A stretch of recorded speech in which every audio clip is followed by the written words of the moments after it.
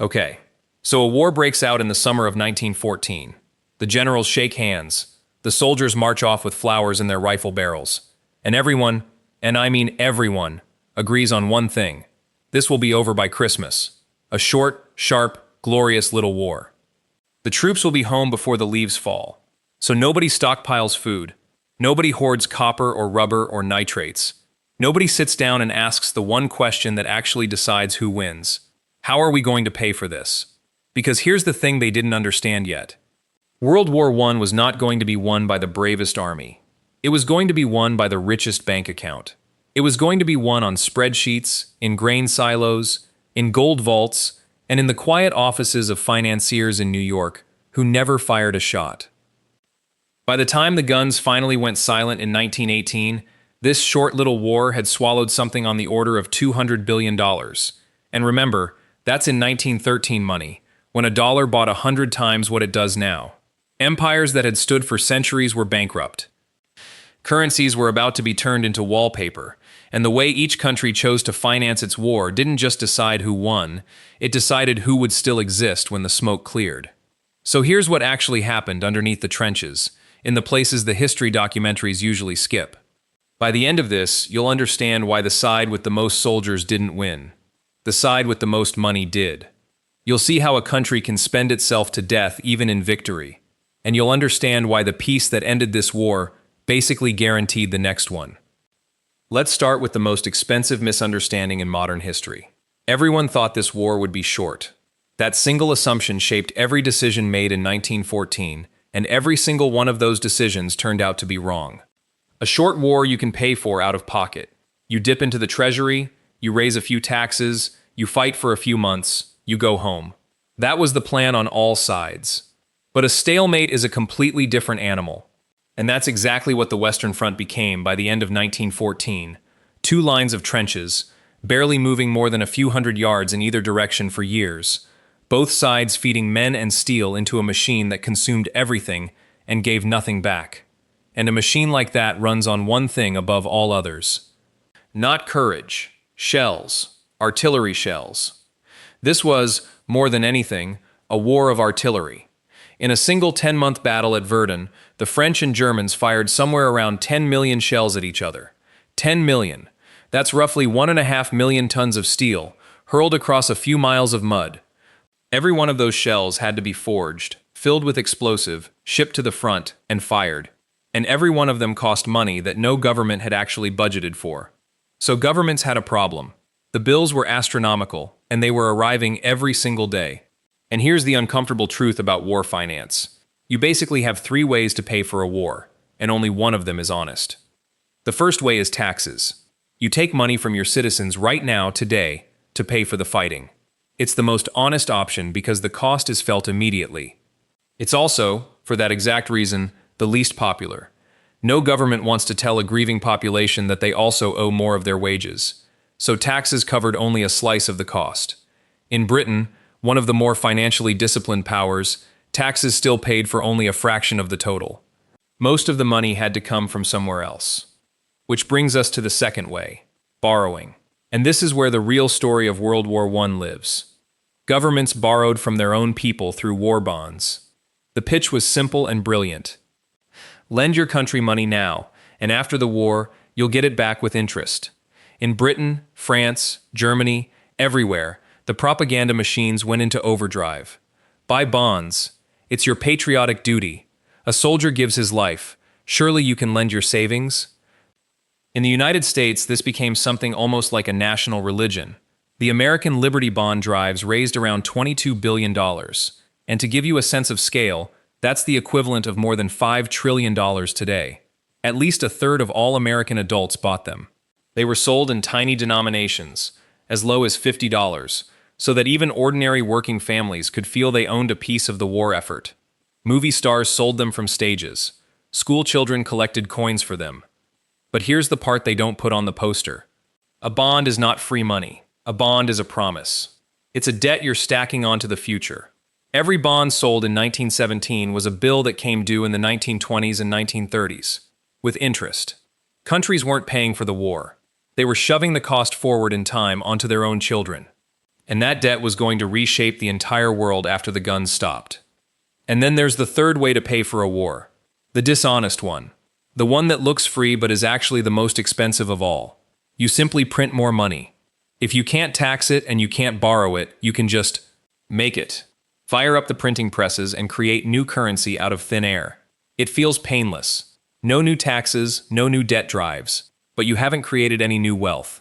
You've only created more paper chasing the same amount of real goods. And that has a name: inflation. And Germany, more than anyone, was about to learn exactly what that costs. Now, before we get to Germany's reckoning, we have to talk about the weapon that decided this whole war. And it wasn't a gun. It was a strategy so quiet that most people who lived through the war never even saw it working. The blockade. From almost the first days of the war, Britain used the Royal Navy to throw a net around Germany. Not to sink its ships in some dramatic battle, but to slowly strangle its economy. Cut off the imports, choke the raw materials, starve the factories and, eventually, the people. And here's why that was so devastating, and here's a number that tells the whole story. When the war began, Britain produced only about 35% of its own food. Germany produced around 80% of its own. On paper, Germany should have been fine and Britain should have starved. It happened the other way around. Why? Because Britain ruled the seas.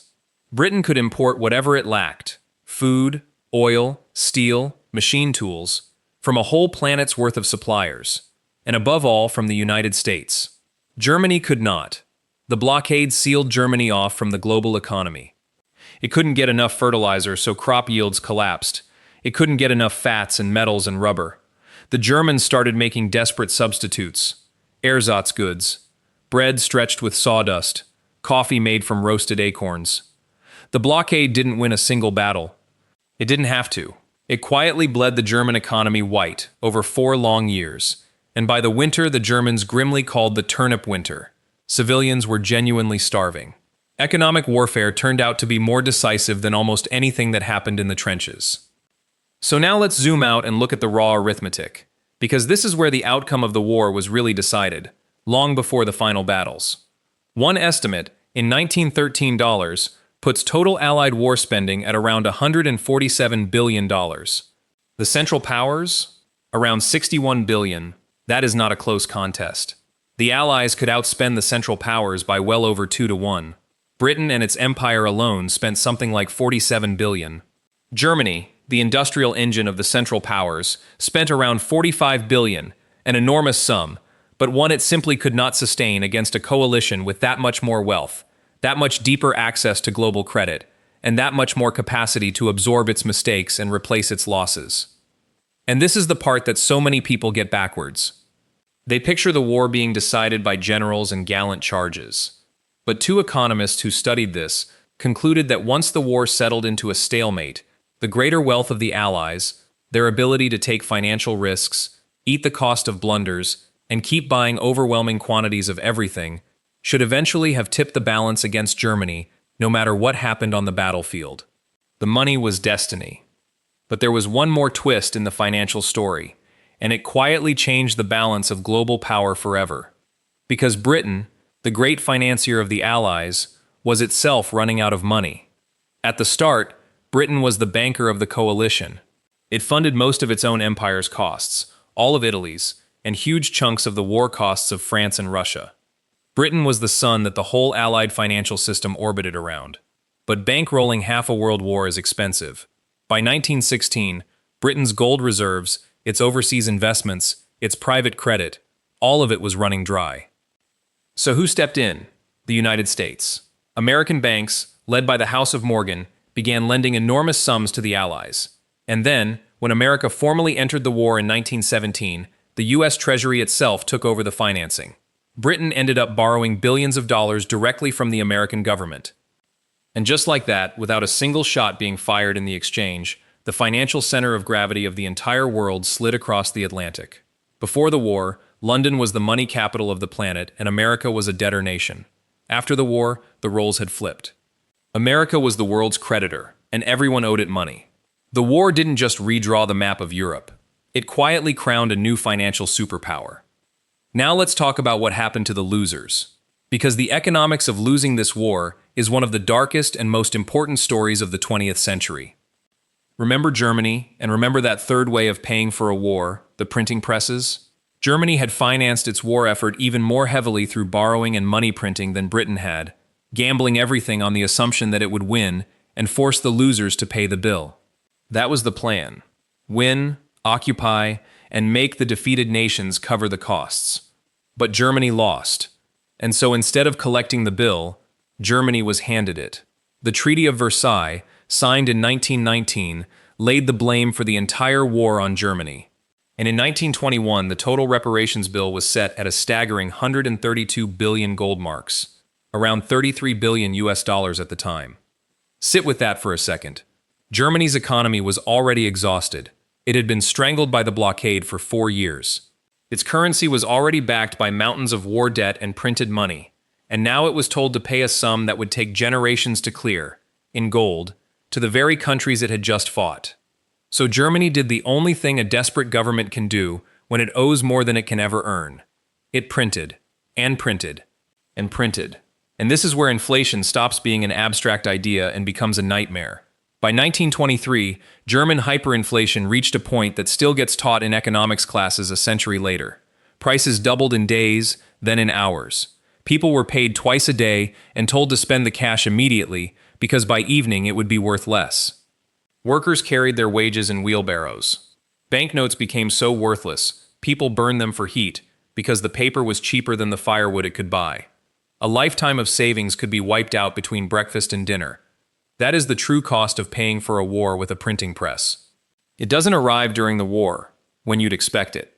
It arrives afterward, and it lands on the most ordinary people of all, the pensioners, the savers, the working families who did everything right.